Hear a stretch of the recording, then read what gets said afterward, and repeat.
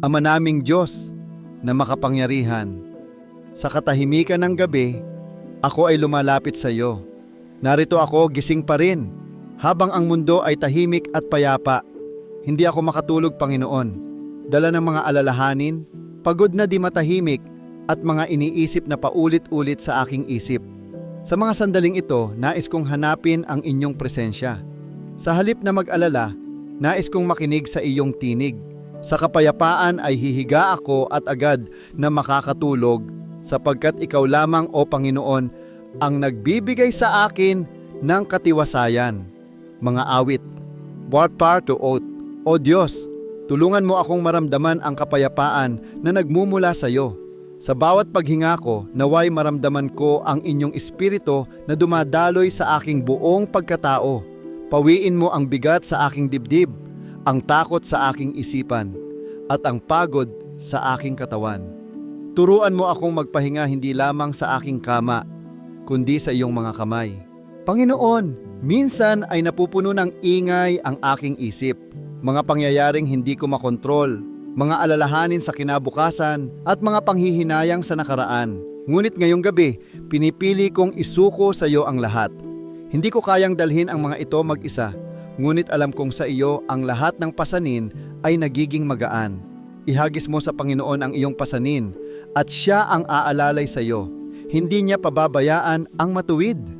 Mga awit 55:22. O Ama, habang ako'y nakahiga sa dilim, pagaanin mo ang bigat ng aking damdamin.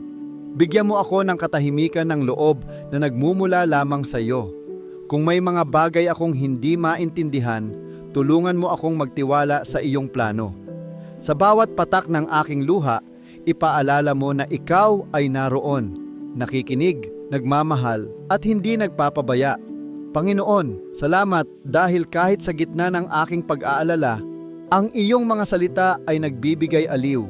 Ang iyong salita ay parang musika sa aking kaluluwa na nagpapatahimik sa mga alon ng aking isipan. Tulungan mo akong makinig sa iyong tinig sa kalmadong sinasabi mong, "Huwag kang matakot anak, kasama mo ako."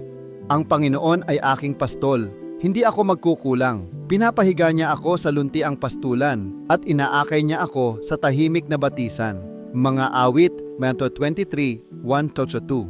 O Diyos, sa mga gabing ako'y gising at nag-iisa, paalalahanan mo akong hindi ako kailanman nag-iisa. Ikaw ang kasama ko sa dilim, ang ilaw sa aking gabi, at ang kaligtasan sa aking takot. Ang bawat tibok ng puso ko ay paalala na ikaw ay buhay sa aking kalooban. Turuan mo akong tumahimik, huminga ng malalim, at maramdaman ang iyong kapayapaan.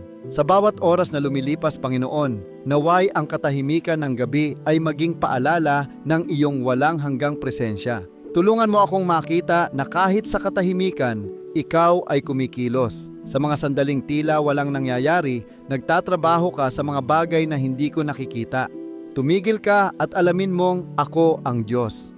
Mga awit, chapter 46:10.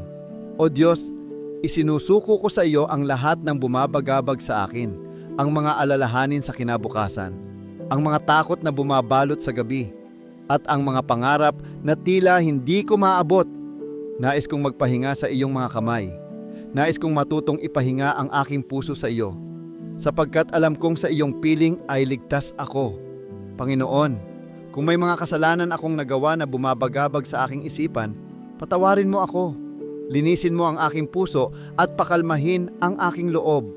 Nais kong makatulog na may malinis na budhi at pusong may kapayapaan. Tulungan mo akong kalimutan ang mga pagkakamali ng kahapon at tanggapin ang kapatawaran na iyong ipinagkakaloob. Kung aking itinago ang aking kasalanan, ako'y nanghina buong araw. Ngunit nang aking ipahayag sa iyo, tinanggal mo ang bigat ng aking kasalanan. Mga awit 32:3-5. O Ama, bigyan mo ako ng biyayang matutong magtiwala. Kapag ako'y nag-aalala tungkol sa kinabukasan, paalalahanan mo akong ang bawat araw ay hawak mo. Tulungan mo akong manahimik at matulog, dahil alam kong ikaw ang nagbabantay sa akin. Ang Panginoon ang aking tagapag-ingat. Hindi iidlip ni matutulog ang tagapag-ingat ng Israel. Mga awit 1:21-3-4. Sa mga sandaling nakahiga ako at nakatingin sa kisame, turuan mo akong magpasalamat sa mga bagay na madalas kong kalimutan. Salamat sa bubong na nagbibigay kanlungan, sa katahimikan ng gabi, at sa biyayang ako'y buhay pa. Salamat sa iyong kabutihan na hindi nagbabago, kahit ako ay nanghihina. Panginoon, ipuin mo ang aking katawan at kaluluwa. Kung ako man ay may karamdaman o pagod na di mawala, pagalingin mo ako. Hayaan mong ang aking pagtulog ay maging banal na pahinga, hindi lamang pisikal, kundi espiritual. Pahintulutan mo akong managinip ng may kapayapaan, sapagkat sa iyo, ang gabi ay ligtas at banal. Sa ilalim ng iyong mga pakpak ako'y dudulog, doon ako ligtas. Ang katapatan mo ay aking kanlungan. Mga awit 91:4. O Diyos, kung sakaling ako'y magising muli sa kalagitnaan ng gabi, hayaan mong hindi ito maging oras ng pagkabalisa, kundi ng pakikipagniig sa iyo. Turuan mo akong manahimik at manalangin. Nais kong sa bawat gising ko ay maramdaman ko ang iyong pag-ibig na bumabalot sa akin. Sa pagtatapos ng panalangin ito, Ama, ako'y nagpapasalamat sa inyong kabutihan. Salamat dahil kahit hindi pa ako nakakatulog, alam kong ang inyong presensya ay nagpapahinga sa akin. Sa bawat tibok ng aking puso, sa bawat paghinga, at sa bawat pintig ng gabi, nariyan ka. Panginoon, tinatanggap ko ang kapayapaan na nagmumula sa iyo. Hayaan mong sa pagtulog kong ito, ako'y mapahinga sa iyong mga bisig. Naway sa aking paggising bukas, ako'y maging handa na harapin ang bagong araw na may lakas, pag-asa at bagong pananampalataya. Sa umaga ay iparirinig mo sa akin ang iyong tapat na pag-ibig, sapagkat sa iyo ako nagtitiwala. Mga awit 143:8. Salamat Panginoon sa iyong walang hanggang pag-ibig, sa iyong kapatawaran at sa iyong katahimikan na higit sa lahat ng pag-unawa.